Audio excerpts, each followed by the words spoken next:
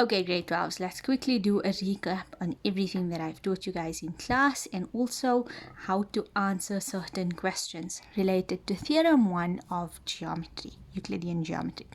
So the last thing that I showed you guys in class was the proof for Euclidean geometry, and then we briefly touched on the area of triangles. You all have notes of this in your book. So this is basically what I put on the board for you, but I'm recapping on it.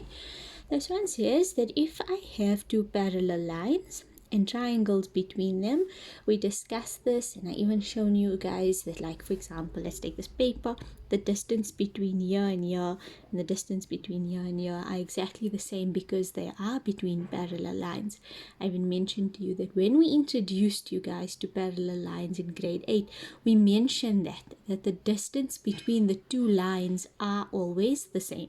Okay, so if I draw two triangles between them, the area of triangle ABC and the area of triangle DEF, right? So if I make up a ratio between them, the ratio between them is going to be the exact same ratio as the ones of their bases, right? That's what it means. It doesn't mean that this area and this area are equal, or that this base and this base are equal. No, it doesn't mean that. It means that they are in proportion, okay?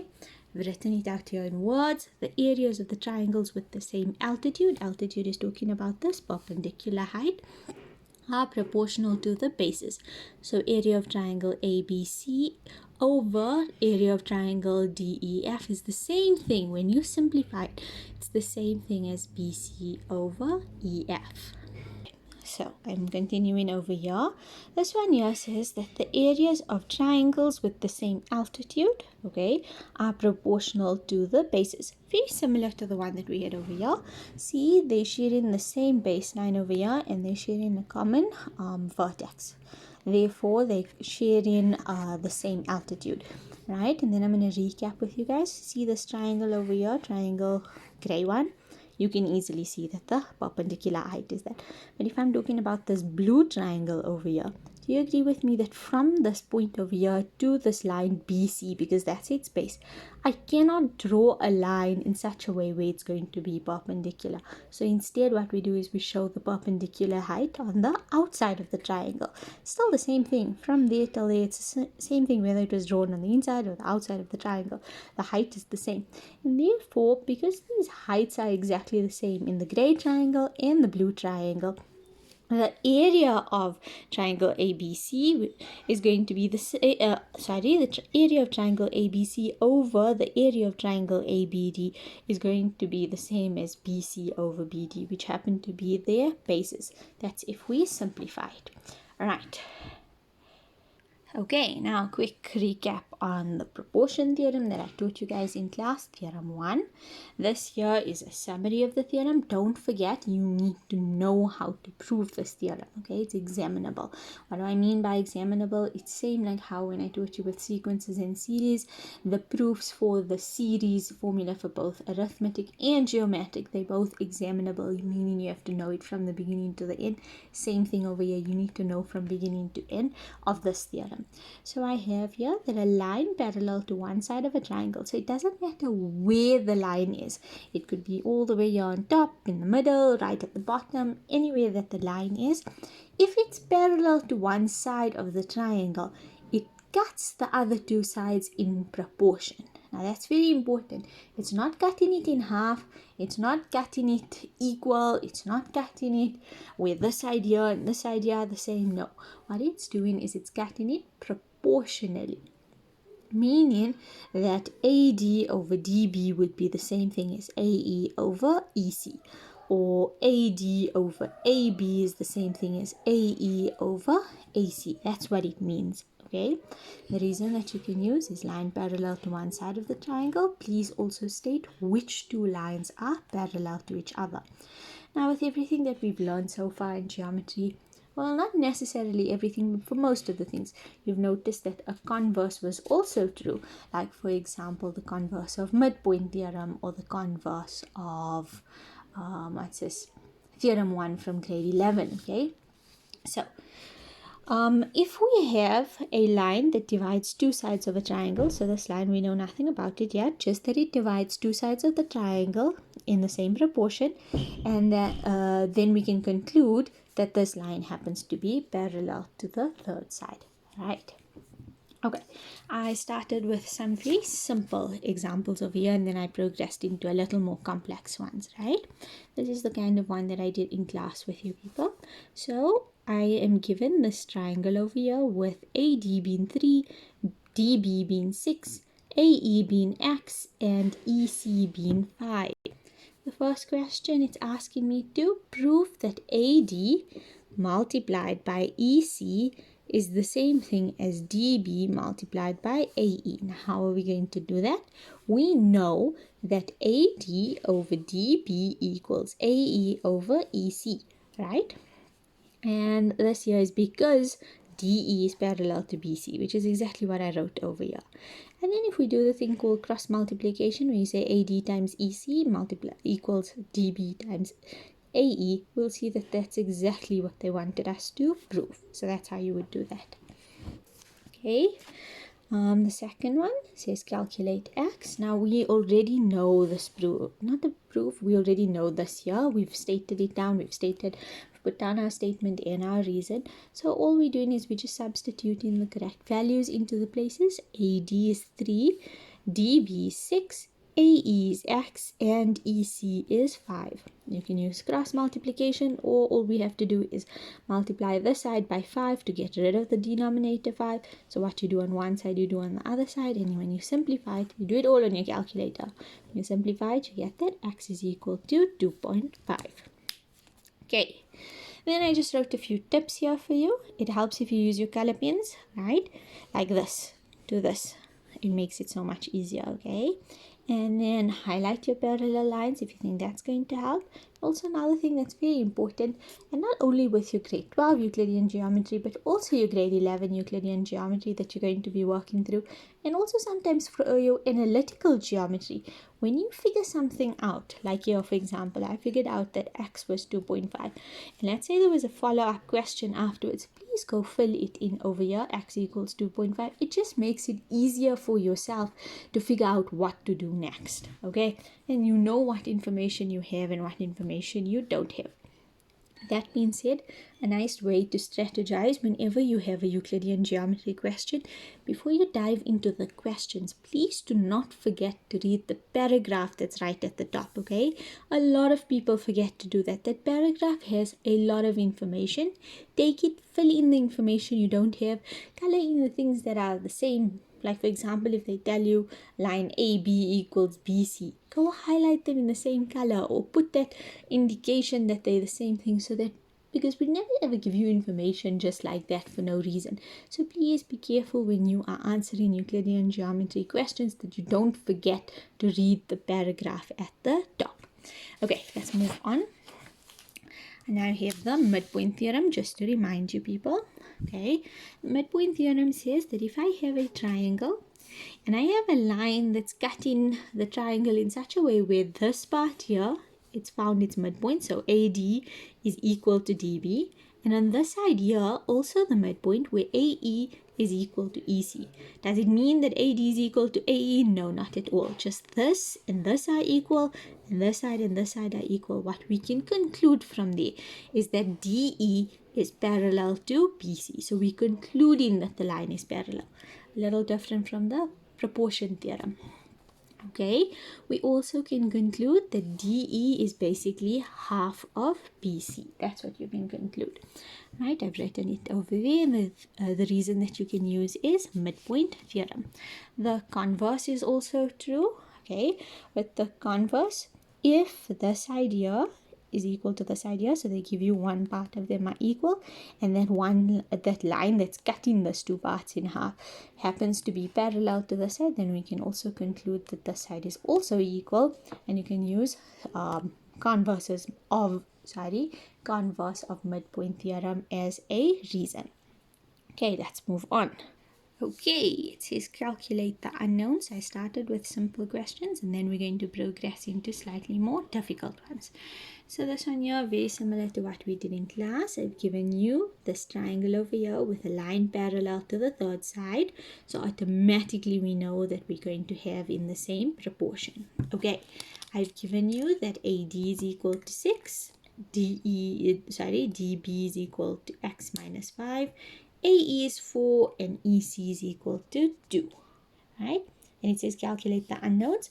So what I've done was I took my color pen, this over this, not focused, equals this over this. I've written that down and I said line parallel to one side of triangle, and I wrote down which two sides are parallel. Okay, I filled in all of the information. The minute I filled in all of the information, this is no longer geometry, this is now algebra. I'm solving for an unknown. I solved for the unknown and there we go. Okay. Also, we can note that there's a restriction over here. X cannot equal to 5. Alright, you don't have to really state that, but you should know that if one of your solutions work out to 5, then you need to write underneath it not applicable. Alright, the second question, and I'm going to suggest with you guys is while you're listening to me doing this video, please take a pen and paper and try and work through it on your own, just so that you understand exactly what you're doing. Don't just watch it like as if you're watching a movie or series. Answer the questions with me. Type it in onto your calculator. See that you're getting the right answers. Maybe I made silly mistakes, so just double check that we're getting the same answers and try and work on it on your own. Okay, this one over here. This time I was given AD is equal to P. I was given DB is equal to 4. I filled it in. AE is equal to 6 and EC is equal to K. I was also given information about these two lines, that this one is equal to 8 and this one is equal to 12, and that they are parallel. Remember, we need to solve for unknowns. So we can see that this over this would be the same as this over this, but then we are stuck because then we'd have two unknowns. I'd have P over 4 equals 6 over K, and they're both unknowns and they're not the same unknown, so I'd be really stuck. So instead what I'm going to do is I'm going to say AD, which is colored in or highlighted, over AB, right, is equal to DE, so the big, now I'm working with small triangle and big triangle, the bottom, over BC, the bottom of the big triangle, right? Okay, then I filled it in, so there we go, I wrote it out first. I put the reason, line parallel to one side of triangle, out of focus again, DE parallel to BC. I filled in my information. Now I'm going to pause 1 second. It says the P plus 4. How do I know that? Okay, remember I said I'm working with AD, which happens to be P, AB, so P plus 4. I added the two of them. Right, geometry is done. We're solving for an unknown. Okay, I'm going to pause over there. I'm pretty sure everyone can do this on their own. I figured out that P is equal to 8. I then took my 8. Oh, actually I didn't. I'm supposed to write that in. I told you guys write it in. P is equal to 8. I just filled that in now. Then we need to figure out what K is. So now we know that AD over DB is the same thing as AE over EC. So I can use that, right? It doesn't have to be in that exact order, but I actually ended up doing is I did AE over EC, AD over DB. Doesn't matter, same concept, right? I wrote down my reason, filled it in, I cross multiplied, and I solved for K equal to 3. Okay, third example. Right, I was given this over here. I have this is X, this is Y, 5 and 7. The question just said determine X over Y. It didn't say anything about solving for the unknowns because there's two of them, and as you can see, it's a bit impossible to be solving for both of them. Okay, so it just wanted X over Y. So all I did was I said AD over DB. You can see my jumps in purple. AE over EC. Line parallel to one side of triangle, DE parallel to BC. filled in my information, and then I noticed that, okay, this isn't what I wanted. I needed x over y as my subject of the formula. You do not have to show so many steps. You can totally jump straight from here to here if you know how to do that on your own, or you practiced a lot and you see a common thing happening. You do not have to show so many steps, isn't it? I showed it purely for you so you can all see exactly what I'm doing. I cross multiplied and I'm trying to make x the side here with y as the denominator. So I divided both sides by y. There we go, x over y. But now I don't want the 7, so I divided both sides by 7, leaving me with 5 over 7. And that's my answer. Does it mean that x is 5 units and y is 7 units? No, absolutely not. It means that if I put the length of x over the length of y and I see what number goes into both of them, I would get 5 over 7, right, when I simplified it. Okay, going to pause so that we can do the next one. Okay, something a little more complex, right? So now this is what I was telling you guys. We don't ever give it to you with just one triangle. It's gonna always be a triangle on top of a triangle inside another triangle. That's how we generally give you questions. So it's best to use your highlighters and highlight which triangles you're working in, which is exactly what I did. Okay, how did I know I was working in those two triangles? You'll see over here I looked for which lines have the parallel. Do you see this line here parallel to this line here? So I knew, okay, that's one triangle. And then I said, okay, this line is parallel to this line over here, so here's my other triangle. I just made that easier for myself. I also color coded the information for you. You don't have to. I just made it easier for you for the video. This is all the information given to us. BF equals 8 centimeters. So there we go, 8. So this is a unit, okay? AF is equal to 12, so there we go, it's a unit. For myself, I know that whenever I'm working with units, I don't put the unit, okay? Whereas when I'm working with ratios, like 2:1, see how I put a variable next to it? Is to 1. So it said CD to DA, CD to DA, 2x to 1x, okay? You do not have to use x, you can use P, Q, R, it really doesn't matter. But my suggestion is you put a variable so you don't get confused between ratio and actual values. And then lastly, sorry I jumped all over the place, but ED equals 4 centimeters, fill that in over there. The first question says determine AE over EF. So AE over EF. That means we're working in this triangle over here, my blue one, right? Generally, I tell you guys to always write down what we're working in. So in triangle AFC. So that whoever's marking also knows exactly which triangle you are talking about. So we know, let's bring the picture up. AE over EF, which is what I wanted, is the same thing as AD over DC. Reason given over there, I've also listed the lines that are parallel. Okay, let's fill in what I want. I know that AD is the same thing as 1x and DC is 2x. And there we go. AE over EF is the same thing as 1 over 2. The second part of our question says, prove that 2FE equals EB. Now, these are the type of questions that you will possibly get, okay?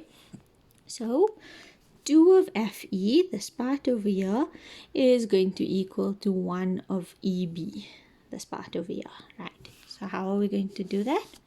Written here, EF over AF, EF over AF,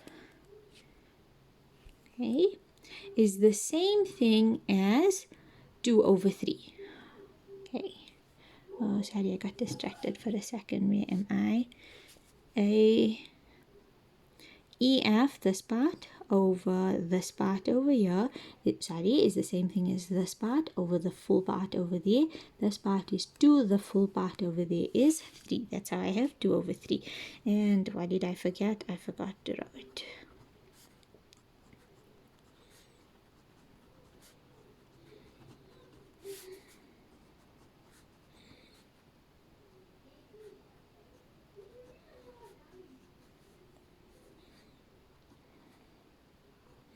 Sorry, there we go. Right? Therefore, making EF the same thing as 2 over 3, the ratio that we're working with, multiplied by AF, by getting rid of the AF here in the denominator.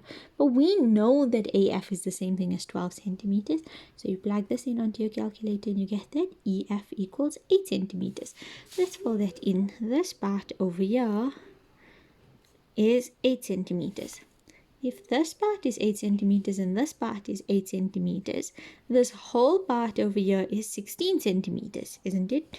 So therefore we can conclude that 2 of this one, 8 plus 8, gives me the whole length of the one over there. Sorry, this one plus this one gives me the whole length of that, which is exactly what they wanted. So therefore 2EF equals EB. And I wrote a reason here for you, okay? And lastly, they want us to calculate the length of FG. So I'm working in triangle BED. I'm changing triangle, so I'm now in the gray triangle that I've colored in over there. BF, right, let's do this. I'll read it out so that you guys can see. BF is equal to 8, which is also equal to EF. So this part here and this part here are equal. And we know that this part and this part are parallel, right? It's given to us. Therefore, we can conclude that BG equals to GD, because this is midpoint theorem if you look at it. This and this is the midpoint because this is equal to this. There's a parallel line, so obviously this and this are equal. And we know that ED, this part over here, has got to be double FG because of midpoint theorem. So that means if this is 4, this part over here has got to be 2. It's the smaller part, the inside one. And that's exactly everything that I just read out was from here. BF equals to FE, which is equal to 8. We've proven it. FG is equal to ED, given to us. Therefore, we can conclude BG is the same as GD because of midpoint theorem. And then again, midpoint theorem because saying this part here is double this part over here. That's where I'm at. Therefore, we can say FG equals 2 centimeters. I will take pictures of these as well and send them to the group so you don't have to get confused. But I put the video so that you can understand exactly what I'm talking about. All right, let's take another pause and answer another question.